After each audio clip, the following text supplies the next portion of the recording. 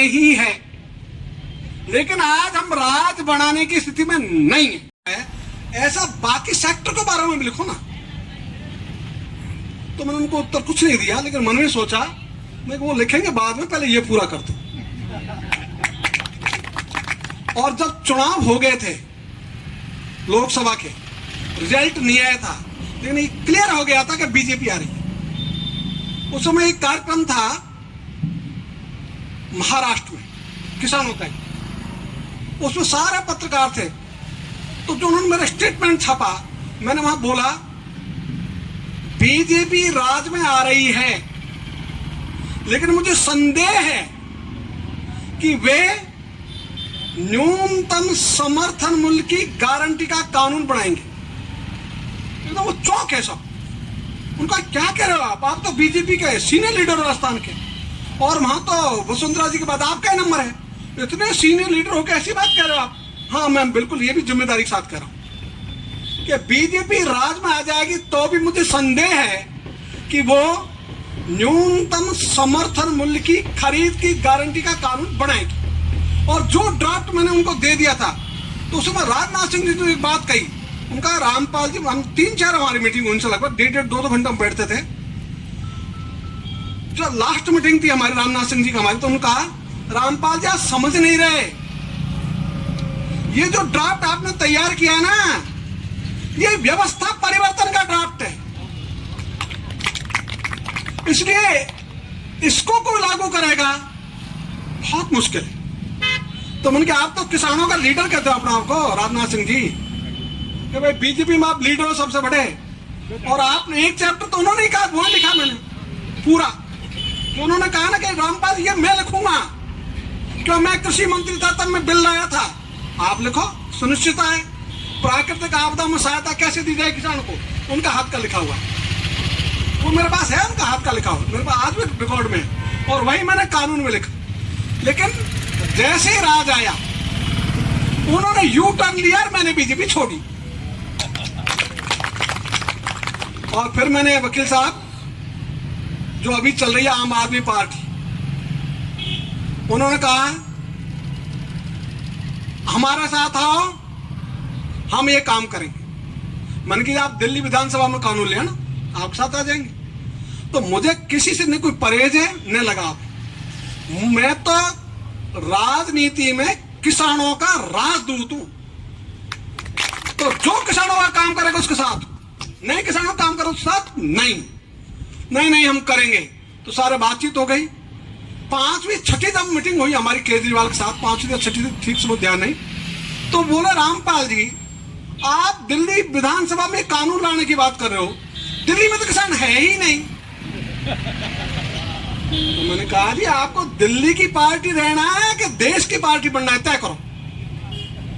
और यदि नहीं किसान है तो हल्दी लगे न फिटकरी, रंग चौको आ जाए, आपका 2 पैसे तो खर्च होंगे नहीं किसान नहीं, इसलिए, और डंका पूरे देश में बचेगा, नुकसान क्या आपका? लाओ और तुम ले आओ तो पूरे हिंदुस्तान में आम आदमी पार्टी हो जाएगी किसानों में। उनका 15 दिन का टाइम दो मुझे, चलो कोई बात नहीं, 15 दिन क्या फर्क पड़ता, 15 दिन लाओ। जब उन्होंने वो 15-20 दिन निकाल दिए, महीना निकाल दिए, मैंने उनको छोड़ दिया। और लोगों ने कहा तुम क्या यार उल्टा काम करते हो, बीजेपी राज में आए तो उसको छोड़ दी। अब आम आदमी पार्टी का चार्म बढ़ रहा है लोगों में, अब उसको छोड़ दी। और वो मैं उसका प्रदेश अध्यक्ष था और राष्ट्रीय कार्यकारिणी का सदस्य था। और जब राष्ट्रीय कार्यकारिणी की मीटिंग होती थी तो प्रेस ब्रीफिंग के लिए केजरीवाल ने कहा रामपाल जी ही प्रेस ब्रीफिंग करेंगे, तो ये भी नहीं। और मैं जब जाता था वो खड़े होकर अभिवादन करते थे। मुख्यमंत्री की कुर्सी पर बैठे बैठे केजरीवाल ने कभी मेरे से नहीं कहा कि आओ बैठो, खड़े होते थे, बराबर खड़े होकर फोटो खिंचवाते थे और वेट टूट करते थे। मैंने टूट भी नहीं किया कभी कि मैं केजरीवाल साहब। ये मैं क्यों कह रहा हूं, मैं इसलिए कह रहा हूं जो आपने प्रश्न किया दोनों ने कि आखिर इसका समाधान क्या, तो समाधान तो आपने बता दिया।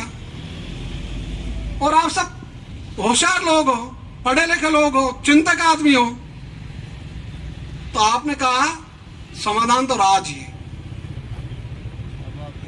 इसलिए ये सही बात है।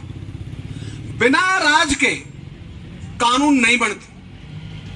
हम चाहे अंगूरों को खट्टे कह लें, अंगूर तो मीठे ही होते हैं। मुझे प्राप्त तो नहीं हो तो मैं खट्टे कह दूंगा, तो अंगूर तो मीठे ही हनुमान जी साहब, खट्टे थोड़ी होते हैं। इसलिए समाधान तो राज में ही है, लेकिन आज हम राज बनाने की स्थिति में नहीं है, ये भी सच है।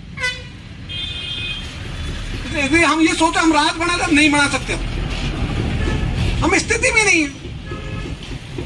इसलिए जब तक मतदाता नहीं चाहेगा राज बने, राज बन कैसे सकता है? तो पहले तो अरुण जेटली से वो भी अब नहीं रहे, तो ऐसा मैंने जो सेंटर की लीडरशिप थी, नितिन गडकरी ने मुझे 3 बार बुलाया नागपुर, उनका खुद का फंक्शन है। इसी आधार पे एमएसपी पे लिखने के कारण तो जो हमने एक कानून का ड्राफ्ट तैयार किया 2012 में, 2010 में घूमना शुरू किया पूरे राजस्थान में, किसान महापंचायतों को दौर, और उसमें अशोक जी का बहुत सहयोग रहा, बहुत सहयोग रहा, इसमें कोई संदेह नहीं। और यहाँ हमने पत्रकार वार्ताएं, बाकी कार्यक्रम लगातार की, और वो कार्यक्रम चलते रहे। उसी में ही सारे में बीजेपी के लीडर से मिलता रहा, सब हाँ करते थे। रामपाल जी बहुत बढ़िया काम है, बहुत बढ़िया आपने ड्राफ्ट किया कानून का। और सुषमा जी तो कई बार कहती थी कि पता नहीं है रामपाल जी बीजेपी में कहां से आ गए, अब तो हमारे बीजेपी में कोई पढ़ने लिखने वाले लोग है ही नहीं, इन्होंने तो कानून का ड्राफ्ट ही बना दिया। और वो सार्वजनिक रूप से कहती थी। तो ये चलते चलते हम लड़ाई लड़ते रहे,